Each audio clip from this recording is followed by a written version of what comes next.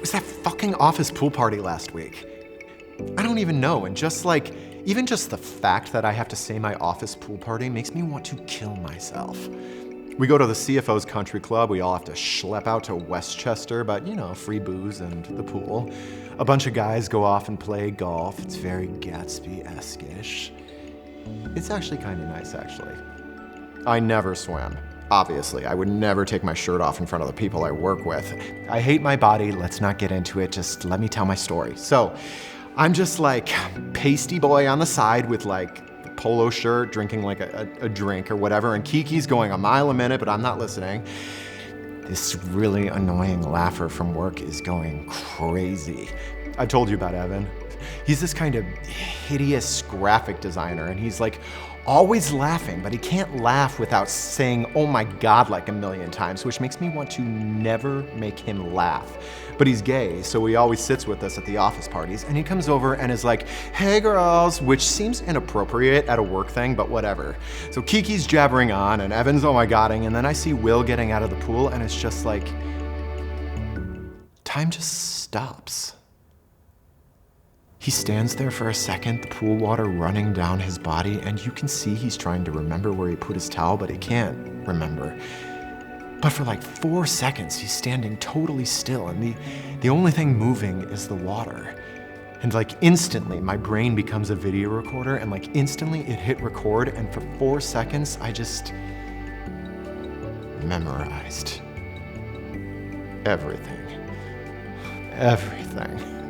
His shoulders are kind of narrow, but they're sweet and round at the top, almost like knees.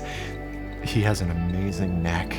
The skin on his neck, especially when it's wet, is just so soft and fresh.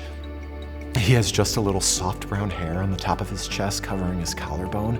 The kind of light crop dusting that looks like if you blew on it like a dandelion, it would fly off, kind of dance in the air for a second and then just get carried away in the wind.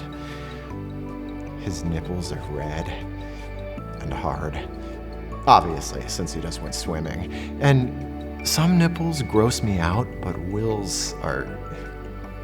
His biceps have just the lightest hint of muscle.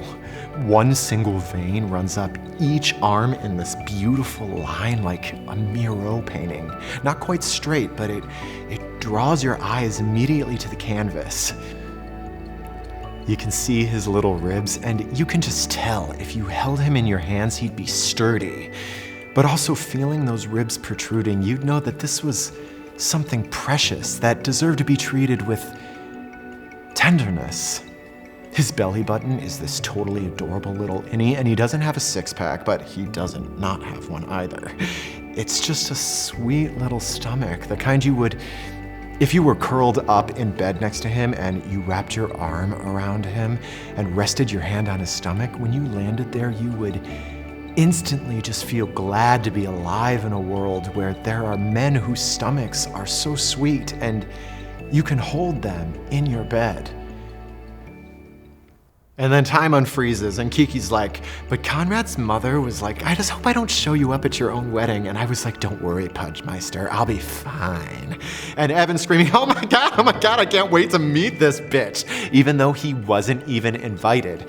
And Will remembers where he put his towel, which is that he forgot to get one, and he turns and walks away, and I just watch him go, dripping on the concrete surrounding the pool, and all I wanted in that moment was to trade places with the cement and soak up the water that had just touched his body. I was jealous of cement. And you can see his ass, the material of the wet bathing suit kind of clung to it, and his calves sort of expanded with each step as he passed the weight of his body down and he walked off.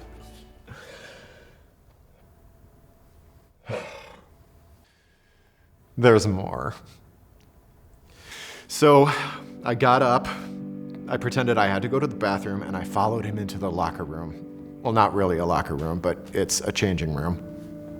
He's opened up his little cubby, but he's gone off to use the toilet, and I can see his bare feet just going into the stall, so I have 30 seconds tops, and I pick up his t-shirt, and I smell it. And he had these forest green Converse sneakers. I'd never seen him wear them before. Well, obviously, I'd only ever seen him in the office, but he wore them on the train up without socks, which is just, to me, is just so sexy. And I touched one of his sneakers and I looked in the tongue and it said size 12. And I don't know, there was something about those size 12 forest green sneakers that just... And I started to cry.